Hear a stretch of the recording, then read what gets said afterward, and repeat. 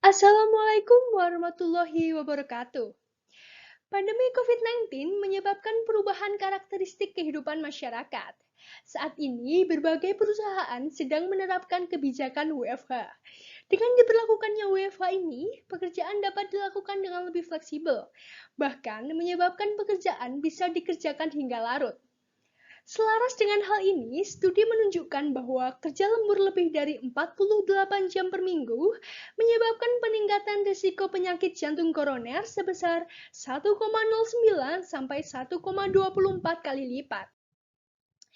Berdasarkan data Kementerian Kesehatan pada tahun 2019, penyakit jantung merupakan penyebab kematian terbanyak kedua di Indonesia. Lalu, apa penyakit jantung koroner itu sendiri? Penyakit jantung koroner adalah gangguan fungsi jantung akibat otot jantung kekurangan darah karena adanya penyempitan pembuluh darah koroner. Sehingga pertolongan pertama ini merupakan hal yang krusial karena keterlambatan penanganan lebih dari 1 jam setelah munculnya gejala dapat meningkatkan risiko kematian pada penderita penyakit jantung koroner.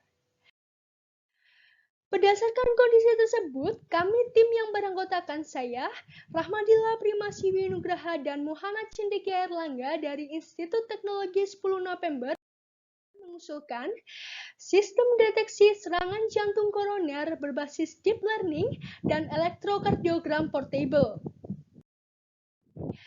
Inovasi teknologi dari alat ini yakni penggunaan algoritma deep learning untuk mengklasifikasikan kondisi sinyal jantung serta penggunaan modul EKG yang bersifat portable, sehingga monitoring dapat dilakukan kapanpun dan dimanapun. Adapun tujuan daripada karya tulis ilmiah ini adalah merancang sistem deteksi serangan jantung koroner berbasis deep learning, serta mengetahui tingkat akurasi deep learning dalam mendeteksi serangan jantung koroner, sehingga mampu meningkatkan aspek pertolongan pertama pada penderita serangan jantung koroner.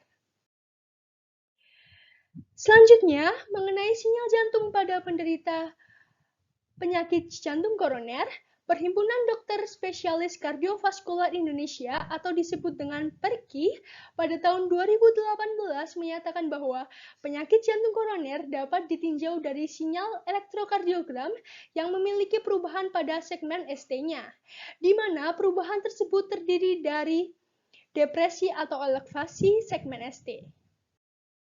Di sisi lain, seiring dengan berkembang pesatnya teknologi big data dan komputasi, deep learning menjadi suatu metode yang powerful dalam menyelesaikan permasalahan klasifikasi atau deteksi dari suatu objek. Di sini, deep learning merupakan suatu algoritma yang menirukan cara kerja jaringan saraf manusia, yang terdiri dari 3 bagian utama, yaitu input, hidden layer, dan output.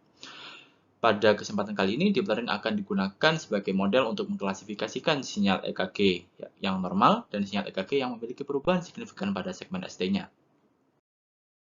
Kemudian untuk prinsip kerja dari alat kami, pertama-tama sinyal EKG diambil dari tubuh, yaitu dengan menggunakan modul EKG portable. Kemudian dengan menggunakan ADC atau analog to digital converter, sinyal yang awalnya analog dirubah menjadi sinyal digital agar bisa diproses oleh model deep learning. Model deep learning ini akan mengklasifikasikan sinyal EKG yang normal dan sinyal yang memiliki perubahan signifikan pada segmen ST-nya. Adapun untuk pengujian alat dari alat kami, yang pertama kami mengumpulkan dataset EKG yang berasal dari open source dataset yang ada di internet yaitu Visionet dengan detail yaitu sinyal EKG yang normal sebanyak 1811 gambar dan sinyal EKG yang memiliki abnormalitas pada segmen ST sebanyak 1021 gambar. Kemudian untuk pembuatan model deep learning-nya kami menggunakan metode transfer learning dengan beberapa arsitektur seperti VGG16, VGG19, ResNet 50, Inception V3, dan MobileNet V2. Dan berikut adalah hasil untuk training dan testing pada beberapa arsitektur tersebut. Di sini terlihat bahwa ResNet 50 tidak memberikan hasil yang menjanjikan, maka kami memutuskan untuk tidak menggunakannya di validasi berikutnya. Setelah itu, dari 4 arsitektur yang tersisa dilakukan validasi dengan dataset yang tidak digunakan dalam proses training ataupun testing. Di sini terlihat bahwa VGG16 memberikan hasil yang terbaik dari akurasi, presisi, recall, dan F1 score-nya. Setelah itu, kami mencoba melakukan optimasi parameter seperti learning rate, kemudian dari jumlah neuron, dan didapatkan bahwa VGG16 dengan penambahan layer density sebanyak 512 neuron, dropout sebesar 20%, dan learning rate sebesar 5 kali 10 6 menghasilkan akurasi, presisi, recall, dan advanced score yang terbaik. Maka dari itu, kami menggunakan model ini sebagai model utama untuk mengklasifikasikan sinyal EKG. Adapun untuk pengujian sensornya, di sini dapat terlihat bahwa modul EKG portable dapat menghasilkan sinyal EKG yang baik dan mudah dipahami sesuai dengan bentuknya. Adapun kesimpulan dari LKTI kali ini, keseluruhan sistem dapat bekerja dengan baik.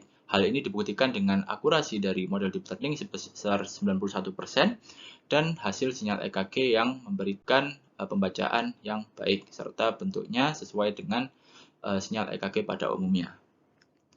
Sekian, terima kasih. Wassalamualaikum warahmatullahi wabarakatuh.